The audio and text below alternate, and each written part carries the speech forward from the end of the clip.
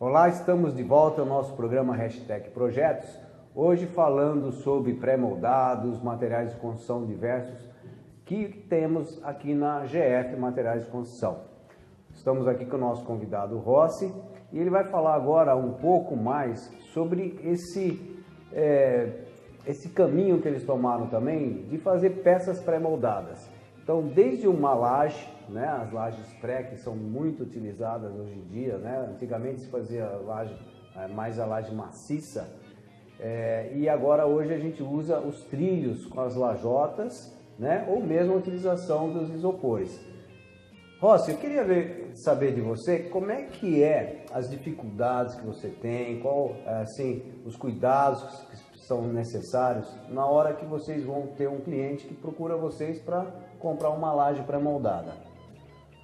Olha, Júnior, a nossa história com laje começa até antes da GF. E naquela época era laje comum, antiga laje comum, que era um T invertido. Então ela não formava um painel contínuo ali, ela como se fosse uma laje que eram vigas e a lajota. A partir de 96, 97, entrou no mercado brasileiro a laje treliçada. A laje treliçada, então, é uma base de concreto de aproximadamente 3 centímetros com aquela ferragem treliçada. E ela dominou o mercado e realmente existem alguns cuidados na indicação da laje, inclusive. O que envolve aí, os fatores que envolvem a escolha da laje correta é o vão e a sobrecarga. Então, uma laje para forro não é porque ela é para forro que você não tem que ter um cuidado com ela. Você vai fazer uma laje para forro de uma garagem. Essa garagem tem 5 metros de comprimento. Então, não é uma laje normal. Ela precisa de um adicional, ela precisa ser uma laje com uma altura maior, porque tudo é em função, como eu disse, da carga, para que ela vai ser utilizada, mas é para forro, não vou pôr peso. Mas como o vão é grande, você vai tendo que reforçá-la com aço ou aumentando até a altura dela, quando ela passa aproximadamente dos 5 metros. E por isso que todo o orçamento de laje, a gente faz questão de ir ao local.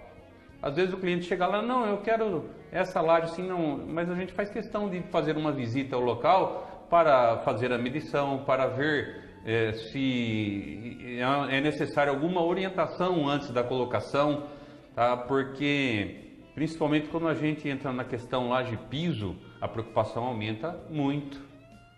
Nós temos para uma casa, uma residência, uma sobrecarga em torno de 200 a 300 kg por metro quadrado. Para então indicar a melhor laje, existe toda uma norma técnica, né, o qual na Tecnolage a gente tem isso muito bem tabulado, temos o engenheiro responsável, a empresa é registrada no CREA, tudo para que a gente forneça as documentações necessárias para aquele que vai adquirir uma laje nossa, seja ele um engenheiro, seja ele um arquiteto, ou seja ele o cliente. E é uma situação em que, às vezes, aconteceu o caso do cliente cotar uma laje para pôr uma piscina. Uma piscina em cima de uma laje, ela tem um peso e esse peso ele chega a 1000 quilos por metro quadrado, às vezes um estacionamento, onde vários veículos estarão ali. Então tudo isso é dimensionado e a gente tem a obrigação, e às vezes a gente já perdeu o orçamento porque a laje ficou mais cara. Muitas vezes a gente só orienta o cliente a saber qual o adicional, qual a laje, para poder comparar o preço. Mas a preocupação nossa é fornecer o que realmente a norma pede para que a gente fique tranquilo e o cliente também e o profissional. Isso mesmo, Rossi, é bem importante isso que você falou, que a gente percebe durante os anos aí que a gente tem na vida aí, né, com construção, passar, né, para o mais leigo tudo isso que você falou, né? Então é dimensionado, aqueles trilhos, mesmo sendo treliçado ou aqueles mais antigos que era só de concreto, todos eles têm uma base de cálculo. Sim. Então, se você tem um vão de 5 metros, ele vai precisar de uma quantidade de ferro. Se você tem um vão de 3 metros, já a necessidade pode ser outra. Então, isso tudo é muito importante. O que você falou também é essencial na parte do peso. Às vezes, por exemplo, tem uma laje, aí vai uma caixa d'água em cima. Tem que saber que vai ter caixa d'água ali. Sim. Não é simplesmente a laje é de forro e aí depois vem com uma caixa d'água de 2.000, 3.000 litros em cima. Isso vai fazer diferença. Então, o dimensionamento, ou seja, a quantidade de ferro ou mesmo o concreto utilizado para fazer o enchimento da laje, às vezes tem que ser outro. E essa utilização, esse dimensionamento, né, essas quantidades de ferro, de concreto, ele é especificado pelo engenheiro responsável que fornece a laje. Então isso é importante dizer também, porque é o seguinte, nós muitas vezes tem um engenheiro responsável pela obra, e aí a obra ela compra uma laje pré-moldada. A laje em si, a laje pré-moldada já é responsabilidade desse outro engenheiro que fornece a laje. É claro que o engenheiro da obra ele tem que executar conforme a orientação que passou.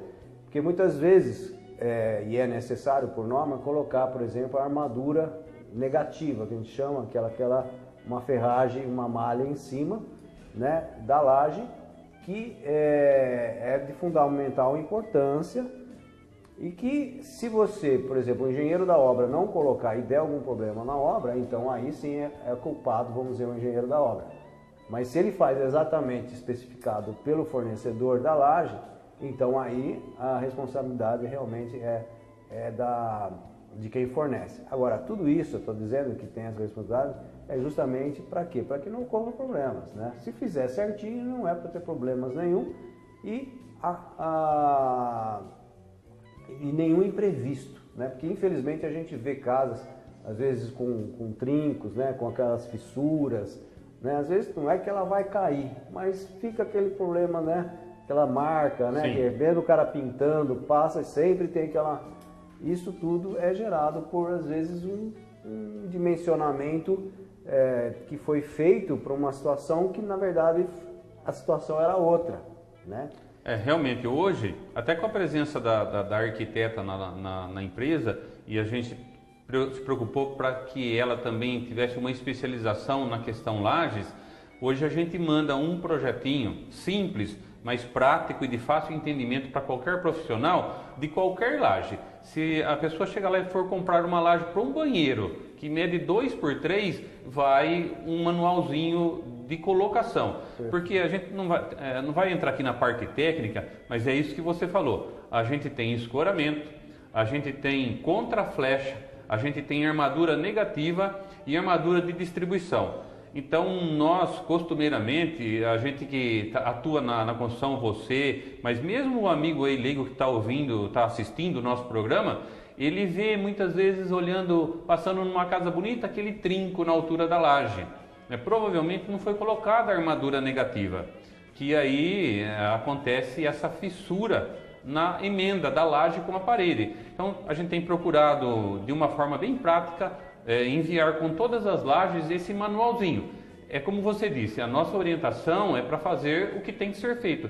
E às vezes, se não é colocado, ou por um motivo ou por outro, acaba tendo essa desagradável situação de ver um trinco, uma fissura onde não apareceria se fosse feito o que pede a norma. Perfeitamente. Uma coisa bastante interessante também, Rossi, é o seguinte, lembrando aqui, cada vez mais a gente tem utilizado, de vez da lajota de barro, nós estamos utilizando muito o isopor. Uma coisa que é importante dizer, eu lembro que até alguns anos atrás, pessoas falavam assim, nossa, mas essa laje aí não vale nada, ela é de isopor. Mas isso tudo é ignorância de quem não conhece, porque na verdade aquele espaço é só para enchimento, ele não tem função estrutural. É justamente usado o isopor ou uma lajota vazada, porque ela é leve, então ela não vai dar peso e ao mesmo tempo ela modela. De vez de você encher aquilo de concreto, você vai ter isopor, porque ali não há necessidade de ter concreto, então você economiza, né? Então é uma forma simples que eu estou tentando passar para as pessoas, mas a gente sabe que o isopor ainda tem principalmente a mão de obra, né, os pedreiros, às vezes eles têm algum preconceito de usar o isopor.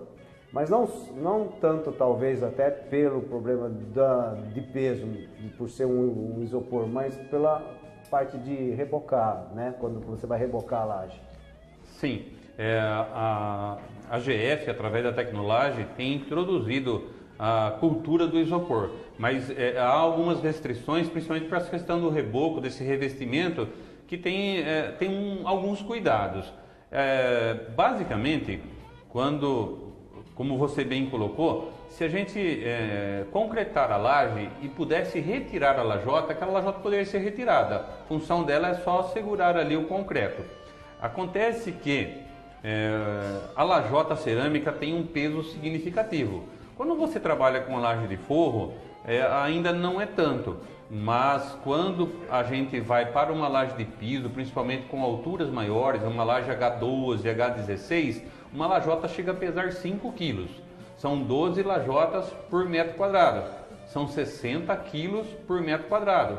Certo? Numa laje aí de 100 metros quadrados chega a algumas toneladas, inclusive. Então, a tendência nas capitais, nas grandes cidades, é o isopor. E hoje o isopor, na parte inferior, ele vem com uma ranhura. A questão é só no chapisco. É só usar um aditivo, né, um adesivo que vai aderir melhor o chapisco. Tipo uma cola. Uma cola, né? isso. Falar de uma forma tem de simples. vários fabricantes, né? A Sika, a Otto Bangart, a Parte Solite, eles têm aí esse produto que facilmente você coloca no chapisco e resolve o problema. Acontece que os profissionais sentem um pouco de dificuldade porque a lajota é um produto da natureza, que é um barro queimado, e ele puxa a umidade. Sim. Então ele tem uma agilidade na hora de rebocar. Já o isopor demora, é mais lento, então às vezes o profissional quer agilidade em rebocar uma laje, ele não tem isso com isopor, né? Mas fazendo um bom chapisco, o tempo a diferença de tempo é bem pequena e a tendência é que cada vez mais se coloque laje com o enchimento de isopor. É isso mesmo, a tendência é essa e as pessoas, os pedreiros vão ter que ir se acostumando e saber trabalhar, como você falou. De repente a utilização de menos água, né? Porque a cerâmica ela puxa a água, né? Sim. Ela absorve mais a água e o isopor não tanto. Sim. Então ela fica mais molhada, vamos dizer assim. Então sim, ela tem que saber dosar isso aí. Mas depois que o pedreiro pega também, aí ele vai perceber da facilidade que tem. Né? Mesmo porque hoje existe também a possibilidade de você fazer o chapisco rolado, sim, né? Como se fosse sim, uma pintura. Né? Todos esses produtos, esses aditivos aí já vem até nas especificações o como você fazer o chapisco rolado, que é bem prático, é só o rolo adequado, né? Fica com facilidade, você faz um chapisco numa laje hoje com o revestimento, com o enchimento de isopor. Uma situação interessante também é na colocação. Uma lajota tem 20 por 30, uma placa de isopor tem 1 por 30. Então é muito prático, rápido, o tempo que o pedreiro, que o profissional usa para colocar uma laje com o isopor é significativo, ele ganha muito tempo. É mais rápido, é mais leve, né? É maiores as placas. Sim. Quer dizer, preenche mais, também com mais facilidade. Sem falar que é ecologicamente correto. A gente tem uma tendência aí, a questão de extrativismo de argila, né? O isopor ele é reciclável, então nós estamos inclusive colaborando para o futuro, para a natureza, utilizando o isopor. A gente não está agredindo a natureza e está retirando a sobra de isopor, porque muitos aparelhos domésticos, eletrônicos, vêm com isopor e ele é reciclado e utilizado para fabricação da lajota de isopor, da chamada lajota de isopor. Entendi. Que bom, Rossi, você vê aí então essa importância, realmente são detalhes de uma obra que a gente vai conhecendo e vai melhorando, né? A obra vai, que nem você falou, vai partindo para essa ideia de sustentabilidade e vai facilitando até mesmo o trabalho da mão de obra e deixando então nossas obras mais leves, né, nesse caso, né? Deixando mais leve, você pode, ela fica mais econômica, porque ficando mais leve você põe menos ferro, menos concreto, né? Claro, tudo isso especificado pelo engenheiro que faz o cálculo, mas ele, no cálculo dele com certeza vai dar uma utilização de material mais econômico para ser feito isso. E tendo tudo isso, além desses pré-moldados, né, que da laje, a gente sabe que vocês têm feito o piso intertravado, né, muito utilizado hoje em dia, e nós vamos falar sobre isso no próximo bloco, no terceiro bloco. Então até daqui a pouco.